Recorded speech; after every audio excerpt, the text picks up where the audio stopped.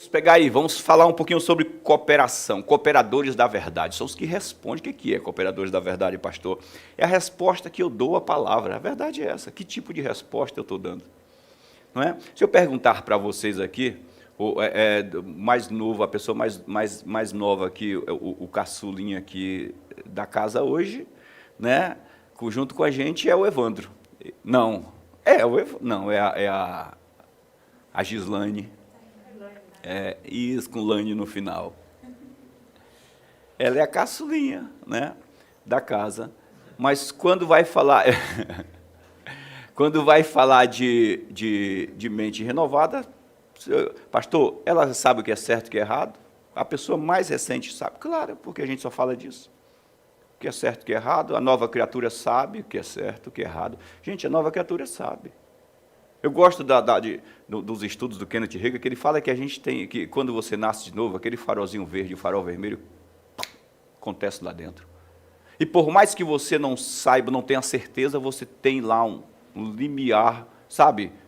Clareando, tem lá um sinalzinho que está dizendo, cara, aí você procura alguém para te ajudar a certificar-se. A maioria das pessoas que vêm conversar comigo sobre se fazer isso é certo ou se fazer isso é errado, uma das primeiras perguntas que eu faço para ele é o que você acha? Se for nova criatura, vai me dar a resposta certa, na maioria, quase 100% das vezes. Então, eu só coopero, só me junto com ele. É por isso que hoje, filhos de Deus não são mais dirigidos por profetas, gente. Não. Filhos de Deus não podem mais ser dirigidos por profetas. Filhos de Deus não podem mais ser dirigidos por pastores. Pelo amor de Deus. Sabe em que lugar está o profeta? Terceiro, lá atrás. Primeiro, a primeira coisa, uma palavra de Deus, uma testificação no meu coração. A segunda coisa, uma palavra de Deus que fala comigo. E a terceira coisa, o profeta que vai cooperar com aquilo que Deus já colocou dentro de mim. Então é preciso isso. Preciso. A gente tem uma palavra. A Bíblia diz que Pedro, quando pescou, diz, Senhor, eu pesquei a noite inteira. Nada apanhou, mas porque tu mandas a palavra de Deus. Sobre a tua palavra eu lançaria a rede. Sobre a tua palavra eu lançaria a rede. Sabe, uma percepção interna, uma palavra. Agora vem um profeta, cara. A pessoa não está pensando nada, não está aí, não quer ir. Já vi um monte de gente dizer isso, que Deus está te engordando. Não quero engordar, cara. Mas escute o profeta. Para com isso, é coisa do Antigo Testamento. Hoje não, filho de Deus se relaciona com Deus e Deus fala. Se relacione com o Espírito Santo e ele vai falar tudo, porque você tem o Espírito Santo e o Espírito Santo é a mente de Deus. É a mente de Cristo. A Bíblia diz que você tem. Diga amém por isso. Pastor Cássio, me ajuda aí, porque fluiu. 1 Coríntios capítulo 2. Eu vou voltar num pontinho, mas eu quero concluir esse pensamento. 1 Coríntios capítulo 2, o verso número 9. Presta atenção aí, presta atenção nisso comigo, gente. Você que está em casa, presta atenção aí, porque depois, de repente, você fica nessa briga e lembre. Quando eu falei aqui sobre a questão de dar, de dízimos e ofertas, que não é só isso, são coisas, sempre que alguma coisa vai sair da gente, a gente tem essa luta. Às vezes até Deus manda você dar uma coisa que não tem a ver com dinheiro, mas você fica tão agarrado, será que é de Deus? Será que é de Deus? Você fica, às vezes, medindo a condição de quem você dá, para ver se realmente está precisando ou se merece. Não é? É do inferno esse combate. É do inferno, gente. Estava falando para o Jeff agora. Chegou, não trouxe um chocolate para o pastor. Aí eu digo, não acredito.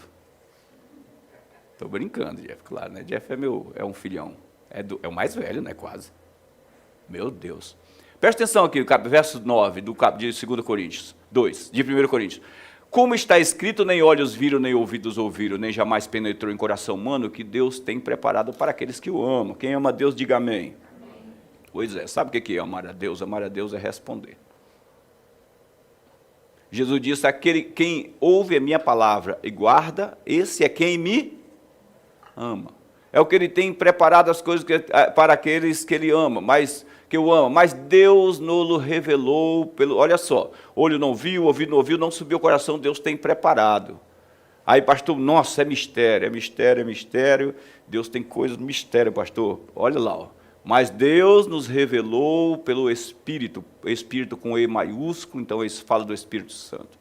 Porque o Espírito Santo a todas as coisas prescruta, até mesmo as profundezas de Deus. Verso 11, pode seguir, pastor. Porque qual dos homens sabe as coisas do homem, senão o próprio Espírito, com E minúsculo, então o seu Espírito, sabe as coisas de você, sonda o teu interior, que nele está. Assim também as coisas de Deus, ninguém as conhece, senão o Espírito Santo, o Espírito de Deus, conhece as profundezas de Deus. Aí, verso 12, nós não temos recebido o Espírito do mundo, nós nascemos de Deus, da mesma natureza, ou seja, conectado, mangueira, ligado, cano, umbigo, né? Cordão umbilical, que a mãe come e passa para o filho. E nós não recebemos o Espírito do mundo, e sim o Espírito que provém de Deus, para que conheçamos o que por Deus nos foi dado gratuitamente, para que conheçamos, saibamos o que nos foi dado gratuitamente. Legal, entenderam isso aí, gente? Isso é maravilhoso você saber disso. Isso é bom demais. Não tem segredos no coração de Deus para você, não tem segredos. Se você se relacionar com Ele, vai falar tudo. Ele vai te mostrar na frente. Ele vai te mostrar na frente, ele vai dizer assim, olha, esse é o caminho aqui, ó. Vamos voltar para lá, Jeremias 29, 11, senão eu vou ficar preso aqui. Isso aqui é só para concluir o seu pensamento aí. Jeremias 29, 11. Deus diz assim, eu bem sei os pensamentos que tenho a vosso respeito, são pensamentos de paz e não de mal, para vos dar o fim que vocês desejam. Essa palavra aí, que é a palavra hebraica shalom, paz, né? Eu quero falar um pouco sobre esse verso. Ele disse, meus pensamentos para vocês são pensamentos de paz, e não de coisa ruim, não de dano, não de prejuízos, né? E aqui nesse verso a gente tem umas coisas muito legais, porque olha o que Deus está dizendo, gente, eu tenho um plano para vocês, eu tenho um projeto para a vida de vocês, eu tenho uma coisa pré-ordenada. Essa palavra pensamentos, aí, quando você vai ver no original, gente, os pensamentos que eu tenho, não, é uma palavra, é um substantivo do verbo pensar. Então, ela não é o pensar. O pensar produz um resultado. O pensamento é o resultado. Ou seja, é uma maquete, é um prédio em maquete, que Deus já tem uma maquete para você, do começo ao fim. É isso que ele está dizendo. Eu já tenho um plano perfeito para você, do começo ao fim, já pensado, processado e pronto. Estão entendendo? Você consegue entender isso? É o que ele está dizendo aqui para o povo. Eu tenho um plano para você, algo para você, um plano já pensado, processado e pronto. Não tem mais retoque para fazer nesse plano, já é resultado, até porque ali pensamento também é o resultado de uma meditação. Se você vai pegar lá no original, eu meditei, e o resultado dessa meditação é essa palavra aí, no original. Então, o resultado, de todos os retoques. Agora pense, Deus pensando a teu respeito, qual é o projeto dele, não é? Tem até uma palavra que diz assim, o resultado de forma astuta. Por que de forma astuta? Porque Deus não só projetou algo em si, mas ele usou as coisas em volta para corroborar com o projeto que ele tem para a sua vida. É isso que ele está dizendo. Eu sei o pensamento que eu tenho a respeito de vocês, diz o Senhor, são pensamentos de paz.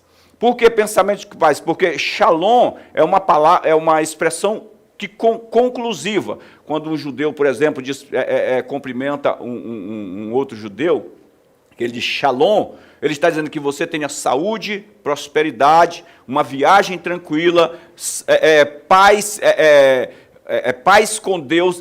Shalom já está incutido, porque ela parte de uma ideia de que para quem eu estou liberando a palavra, ele já está em harmonia com Deus. Harmonia com Deus, prosperidade, uma viagem segura e tranquila, ou segurança, preservação, saúde. Então, shalom é um pensamento conclusivo. Por isso que ele diz assim, o pensamento que eu tenho de vocês é pensamento de shalom, é conclusivo, não tem nada que precise retocar mais, já está pronto, não é? Diz o Senhor, são pensamentos de paz e não de mal. Essa palavra mal aí não é de tortura, não é de sofrimento, não é de ardor do sol. Gente, É maravilhoso você saber, você pega Provérbios, não vamos lá, eu quero ficar só aqui nesse texto, não é? Diz assim, porque as bênçãos do Senhor enriquecem e elas não vêm atreladas de quê? De dores. Elas não vêm atreladas de dores. As bênçãos do Senhor enriquecem e elas não vêm atreladas de dores. Eu vou falar uma coisa para vocês. Quando eu morava na Bahia, isso para quem também é do interior, já deve ter feito isso, pessoal que está aí do outro lado, esses baianos que estão, esses nordestinos, quase tudo. A gente tirava mel de abelha, o mel da abelha. Então, qual era o processo?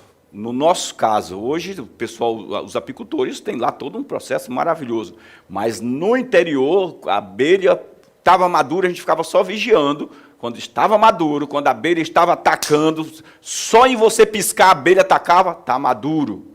E aí a gente olhava, às vezes, na colmeia, ela já estava até pingando mel no chão, correndo pelo tronco. Aí a gente, o que fazia? À noite, nos vestíamos de pano de saco, cobria o rosto com um saco transparente, só com um furinho por baixo aqui para respirar, luvas, e nos cobríamos de um inseticida repelente de abelhas. Aí acendia os tachos de fogo, espanava elas, e agora a gente ia lá e tirava aqueles maços pingando mel. Nossa, com uma bacia grandona, e aí enchia e levava para casa. Primeiro, quando a gente chegava em casa, a gente debruçava em cima daqueles favos de mel, mastigando o favo. E mastigava o favo. Mas a gente não comia o melhor. Por quê? Quem comia o melhor? No dia seguinte, minha mãe pegava um pano, como se fosse as antigas fraldas de criança, o pano de flanela, uma redinha, porque como não tinha meia calça e peneira não era uma coisa comum lá na roça, minha mãe pegava aquele pano de flanela, colocava o favo espedaçado, e aí ia apertando o pano aos pouquinhos e filtrando, depois filtrava de novo, o mel ficava cristalino, aí agora servia. Essas pessoas que comiam depois de filtrado, é que realmente comiam o mel puro. Essas são as bênçãos de Deus para a vida dos filhos dele. Elas não vêm com impurezas, não vêm atreladas de dores. No nosso caso, a pressa, diz que a pressa é inimiga da perfeição, diz que os apressados comem como? Cru. Às vezes dava o azar de ter uma abelha morta no meio e neguinho sair com a língua deste tamanho. Porque chupando favo de mel à noite. Mas quem recebia o mel filtrado, ele diz, porque as bênçãos do Senhor enriquecem, elas não vêm atreladas de dores. Espera aí, pastor, e esse processo de limpeza de filtragem? Vamos lá.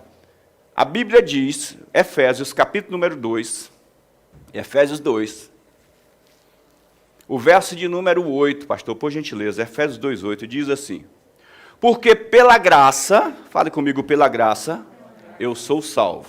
Isso aí. Porque pela graça sois salvos por meio da fé, mediante a fé, e isto que é o conjunto da ação, tanto a graça quanto a fé, isso não vem de vocês, é um dom de Deus. Então, não só a graça, mas a fé também, porque a Bíblia diz que Jesus é o autor e consumador da fé. Pela graça sois salvos, e isto não vem de vocês, é um dom de Deus, é um presente, é gratuito. O verso 9, ele diz assim, vocês não vêm do que vocês fizeram, não vêm das benfeitorias de vocês, não vêm dos sacrifícios que vocês ofereceram a Deus, dos animais que sacrificaram, não vem de nada disso. Ele diz, não vem de obras, para que ninguém se glorie. Não vem de você ter dado uma esmola ou ter cuidado de pessoas, nada disso. Não vem de obras, para que ninguém se glorie. E o verso 10 diz assim, porque nós somos feituras de Deus, criados em Cristo Jesus. Olha só, isso é legal, gente. Isso é demais. Isso é demais, eu estou animado demais com isso. Sabe que eu estava meditando nisso, eu disse, caramba, isso foge da mente da gente, foge do coração. A gente fica meio grosso, meio duro. É por isso que muitas vezes a gente fica egoísta. Sabe, às vezes a pessoa diz, pastor, mas eu falei essa semana para um rapaz, semana passada para um rapaz, você é egoísta pra caramba. Ele falou assim, egoísta, pastor? Eu egoísta? Egoísta, cara. Porque às vezes a pessoa pensa que ser egoísta é alguém que mostra um comportamento esquisito ou diverso. Não, não é egoísta para mim, você é egoísta para Deus. Quando você pensa somente em você e rouba o que é de Deus, você está sendo egoísta. Você rouba o tempo de Deus. Quando você rouba aquilo que Deus pediu, você está sendo egoísta, cara. Você está sendo só para mim, só para mim, só para mim, só para mim. Mas Deus não quer que eu faça isso, que eu corra atrás do prejuízo. Ele disse, se você ficar correndo atrás do prejuízo, é só o que você vai ter, filho, prejuízo. Só prejuízo, não é? Ele diz, porque nós somos feituras de Deus, criados em Cristo Jesus, para as boas obras. Agora, essa passagem aqui, gente, ó, legal, essa palavra aí, ó, para as boas obras, as quais Deus de antemão preparou para que andássemos nela, é um caminho pré-determinado por Deus, uma forma de comportamento de vida que Deus pré-ordena para que dentro desse ambiente, dentro desse caminho, eu seja trabalhado por Deus, ou seja, eu coopero com o Espírito Santo para que Ele conclua e produza a maturidade, a fim de que as bênçãos que Deus me dá purinhas não seja contaminado pelas minhas próprias mãos sujas. Porque às vezes a gente faz isso. Quantas vezes? Pastor, me alegrei em Deus e tudo, e Deus me abriu uma porta de emprego, e eu, pastor, pensa a empresa. Penso que a empresa dos sonhos, dali a pouco começa a se envolver com pessoas erradas, com conversas erradas, falar mal da empresa, falar mal do patrão, falar mal do chefe, falar mal dos colegas de trabalho, falar mal de todo mundo. Quer dizer, Deus deu uma benção limpinha.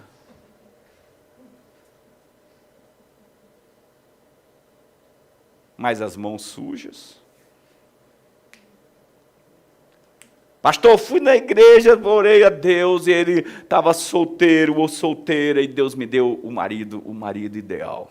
Cara, a mulher, pastor, daqui, ó, é de cera? Não. Tem gente que mulher é só de cera, porque tão feio que é. A mulher ideal. Aí, casou, período dos primeiros 3, 4 meses, é só flores, né?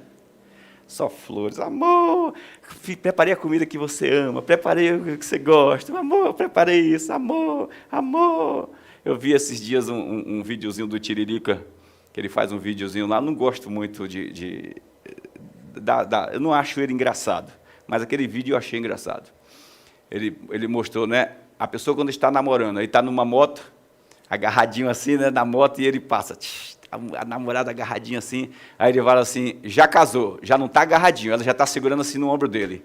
Aí ele diz, agora já tem não sei quantos anos de casamento. Aí ele está acelerando a moto assim, ela está caindo para trás. Exatamente. Espera aí, mas foi o casamento que Deus deu, foi o marido que Deus deu, foi a mulher que Deus deu, mas as mãos sujas contamina a bênção. Aí disse, não foi Deus, mas Deus não me deu, pastor, mas não sei o que aconteceu. Então, o que Deus fez? Deus pré-ordenou um caminho, um meio, uma forma. Vamos pegar agora essa passagem bíblica do lugar certo, vamos pegar ela sem nos prendermos apenas ao verso, porque o verso é a promessa da passagem, né? Vamos aí no mesmo capítulo, pastor, pega o verso 4, volte o verso 4 aí. Ah, não, perdão, pastor, perdão. Jeremias 29, 4, que é o verso que eu estava falando lá. Jeremias 29, 4. Olha só, presta atenção o caminho que Deus dá para os judeus. Esse povo estava exilado, estava vivendo na Babilônia. Né? O que eles fizeram? Somos judeus, não somos gentios. Na Babilônia é lugar de gentios. Judeus têm o seu próprio governo, seu sistema religioso, são fechados numa religião única. Babilônia, vários deuses, eles adoram somente a Deus. Então, que eles chegaram lá, cara, nós vamos chegar aqui, vamos nos trancar. Criaram a comunidade judaica, lá ninguém se relaciona com ninguém, ninguém sai daqui, vamos produzir o nosso próprio alimento, vamos fazer tudo aqui dentro, tudo entre nós. E tem mais, nada de crescer aqui, gente. Nada de crescer. Eu até imagino que eles falaram assim, se lembra do que aconteceu no Egito, né? No Egito o pessoal desceu para lá, se multiplicaram, depois virou tudo escravo do Egito, e todo mundo foi escravizado, e no final, olha que dor. Então, não é para as nossas filhas casarem. Nesse ponto, eu concordo com ele, mas, infelizmente, não deu para segurar. Foi o que eles fizeram. O argumento aqui é esse. Foi o que eles fizeram lá, e na Babilônia. Provavelmente, uma sequela da época do Egito. Né? E diz assim, o verso 4, assim diz o Senhor dos Exércitos, Deus de Israel, a todos os exilados que eu deportei de Jerusalém para a Babilônia. Deus já quebra logo e diz assim, ó, sabe por que vocês foram? Porque eu permiti. Vocês só foram porque eu permiti, porque vocês são meus. Diga eu sou de Deus. Gente, entenda isso, se você é de Deus, saiba que Ele está no controle da tua vida, o inferno não tem êxito. Mas é preciso que você entenda isso nesse relacionamento com Deus. Nós podemos dar legalidade a Ele? Podemos. Mas não é o que Deus quer, porque nós já temos a autoridade para não dar legalidade. A Bíblia diz que nós fomos feitos filhos de Deus com poder. E deu-lhes o poder de serem feitos filhos de Deus. Você entende o que é dar o poder de ser feito filho de Deus? Você está capacitado para permanecer como filho. É isso. Você foi capacitado para permanecer como filho. Ele diz assim, diz o Senhor dos Exércitos, Deus de Israel, a todos os exilados que estão na Babilônia, verso 5, ele diz, olha, edifiquem casas e habitem nelas. O que é que esses caras estavam fazendo lá? Porque isso aí é uma carta que Deus manda Jeremias enviar para ele, dar um recado para os caras. Edifiquem casas e habitem nelas. Não fiquem em caverna não, sabe quanto tempinho vocês vão ficar aí? 70 anos, não vai passar nem um dia. E eu só vou aparecer com 70. Para trazer vocês. Edifiquem casas e habitem nelas. Salmo 37, 34, eu acho 35, 36, um dos salmos ali naquele pedacinho diz assim, eu vou ler para vocês, não precisa tirar daí não, pastor. O salmo diz assim, olha só. Já é um dia bom, gente, para a gente, um dia precioso. Salmo diz assim, ó, para nós, 34. Jesus, cadê?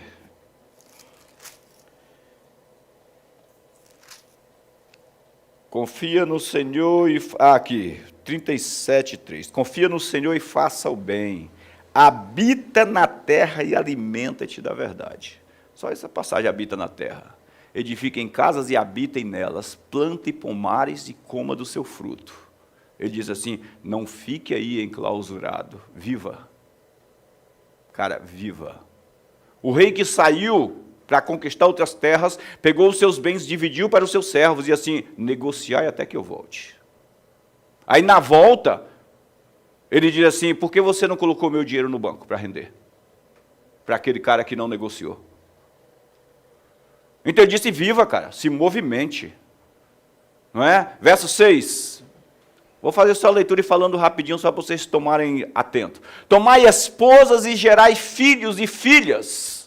Tomai esposas para vossos filhos e dai vossas filhas a maridos, para que tenham filhos e filhas. Multiplicai-vos aí, e não vos diminuais.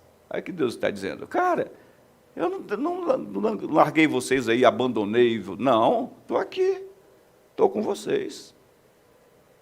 Esse negócio de estar confinando os filhos aí, não vai casar, fazendo dos bichinhos titios e titias, está doido? Essas titias que ficam paparicando, né? Aleluia. Para que tenham filhos e filhas, multiplicai-vos aí, não vos diminuais. Verso 6. Procurai a paz da cidade para onde vos desterrei e orai por ela ao Senhor. Presta atenção, duas expressões. A primeira, procurai a paz, é trabalhai nesta nação para que eles prosperem e orem por ela. São duas coisas a fazer. Trabalhai para que eles prosperem e orem por ela, diz o Senhor, porque na paz deles, na prosperidade deles, vocês terão prosperidade. Verso 7, 8. Presta atenção, vou parar aqui um pouquinho só para vocês ouvirem. Volta um pouquinho o verso 7, pastor, por favor.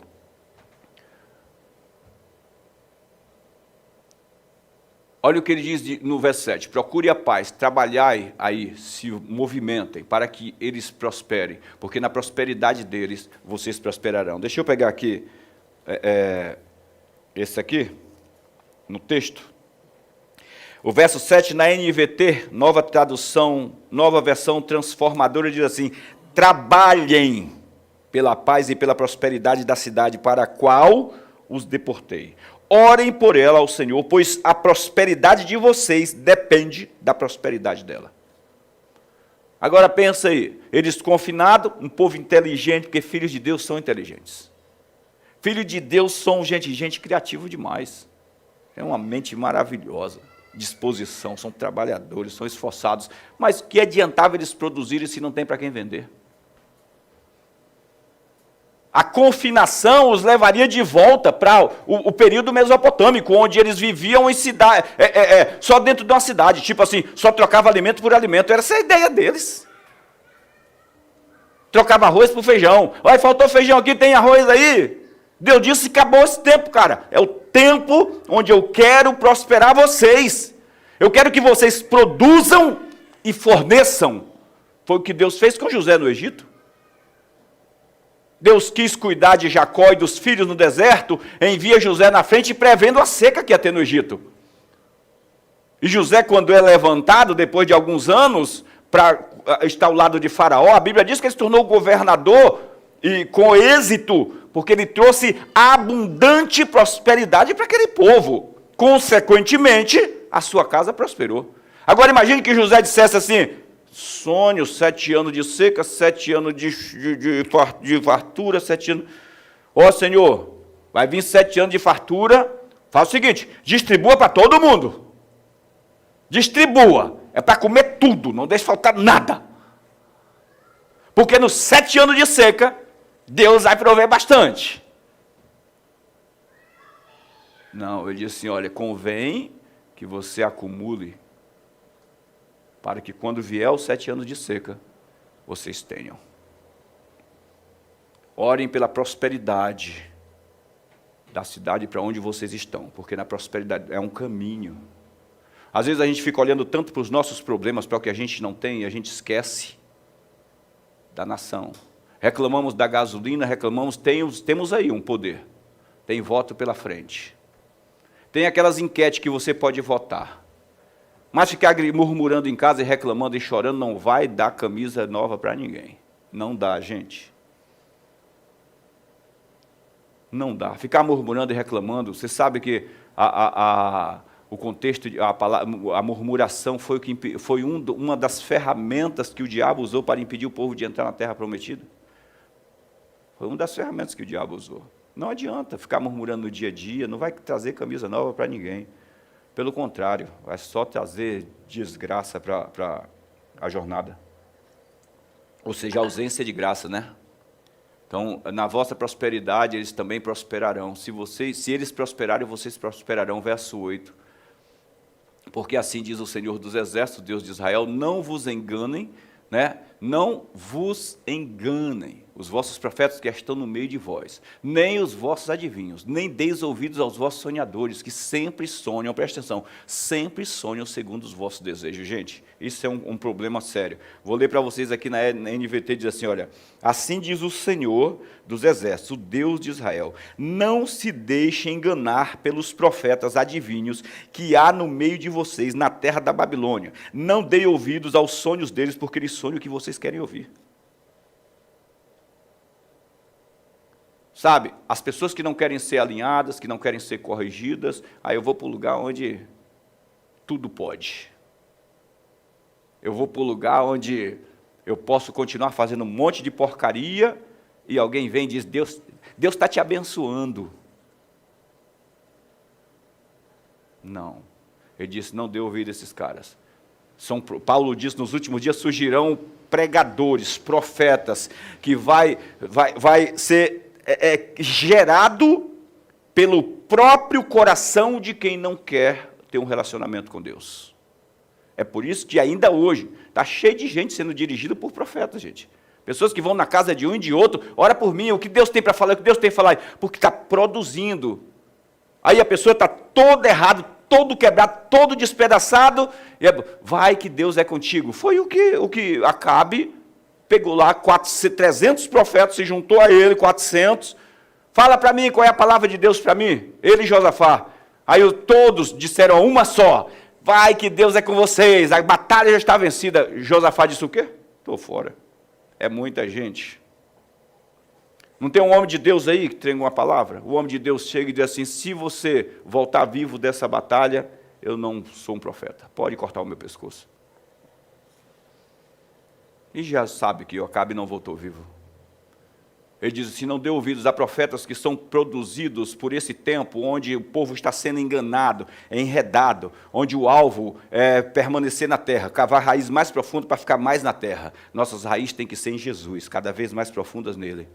Onde as pessoas estão correndo atrás, onde é dinheiro, eu quero dinheiro, eu quero marido, eu quero uma mulher, eu quero não sei o quê, pode parar, eu quero Jesus.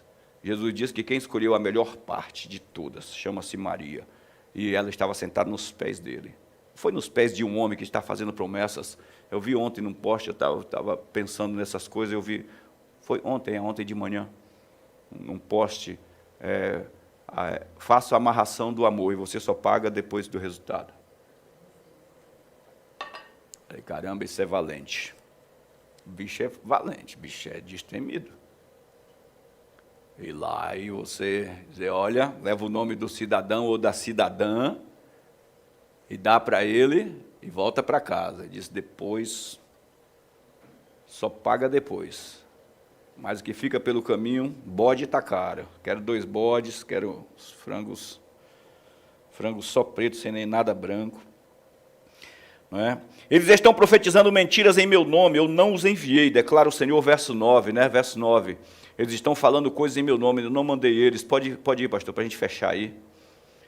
Verso 9, porque falam falsamente, vos profetiza eles em meu nome, eu não os enviei, diz o Senhor. Verso 10, pode seguir. Assim diz o Senhor, logo que se cumprir o tempo que vocês foram para a Babilônia, ou 70 anos, atentarei a vós, eu te cumprirei exatamente para convosco a minha boa palavra, trazer vocês para o lugar de vocês. Verso 11. Gente, vocês entendem que há um tempo, olha só, porque eu preciso de perseverança? Porque primeiro eu preciso confiar que Deus está comigo. E quando eu confio que Deus está comigo, independente das circunstâncias, eu continuo marchando, eu continuo andando. Foi isso que ele disse, não pare. Não pare, gente. Deixa de ser besta. Deixa de ser cabeçudo. Deixa de ser trouxa. Se case, se dê em casamento, trabalhe, prospere, construa. Se organize. Porque quando chegar o tempo certinho, as coisas vão acontecer. O que há de vir virá. Entendam isso. Deus está com vocês, procure sempre se aliar naquilo que ele disse, agora façam isso. Ele deu aí uma linha. Diz, ora por esse povo, abençoe esse povo, trabalhe, prospere, use o que eu dei para vocês, a sabedoria que eu dei para vocês, e façam fluir, vocês vão prosperar. Quando chegar o tempo da volta, não tem problema. Se o problema é caminhão para levar os bens que vocês conquistaram de volta, eu dou caminhão também. Não tem problema nenhum. O verso 12. Então me invocareis e passareis a orar a mim, e eu vos ouvirei. E buscar-me-eis, e me achareis, quando me buscardes de todo o vosso coração. Dê uma olhada que Deus não começa falando que a busca dele começa antes de eu buscar, antes de eu ser uma bênção e funcionar. Que legal, porque ele não está falando aqui com o ímpio, com o mundo precisa primeiro estar em Deus para depois funcionar. Não, ele está falando com o povo dele, está falando com a igreja, é o povo dele. É o povo dele.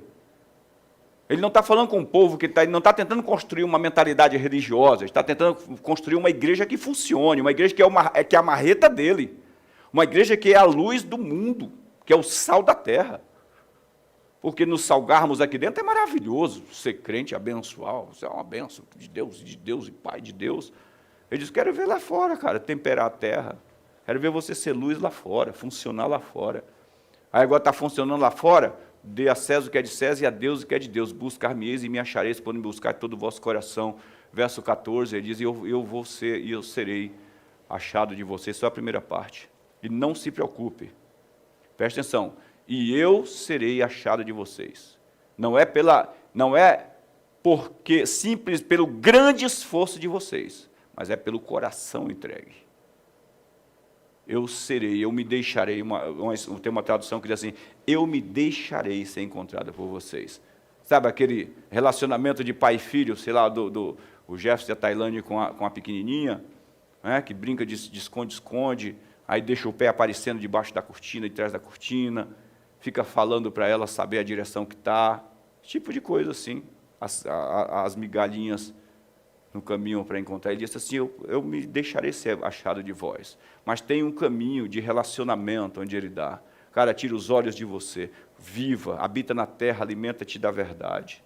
Viva, caminhe, Deus está no controle da sua vida. Não pare, tive um combate, pastor, tinha um combate, todo mundo tem. Pedro diz assim, todos os vossos irmãos na terra estão passando pelas mesmas situações que você. Então não pare. Sua fé está sendo forjada, está sendo, purificada, para que não te falte nada. Nada. Você seja perfeito em tudo, para que tenha uma resposta positiva em qualquer situação que se erguer contra a sua vida. Saibam disso. Deus tem uma extravagante bênção para manifestar através da igreja na vida dos filhos dele. Para que o mundo, eu não esqueço disso, isso é uma coisa que gritou no meu coração há uns 6 meses atrás. Eu vou mostrar para o mundo a diferença entre o justo e o que não é justo. Então, de lá para cá, eu tenho olhado para a igreja, trazido para mais perto de Deus, porque Deus tem algo muito grande para fazer através da igreja, não só através da tua vida aqui, nós aqui, mas a igreja dele na terra. Se a igreja ouvir isso, se alinhar, gente, são coisas grandiosas. Deus te abençoe ricamente. Dá uma salva de palmas para Jesus.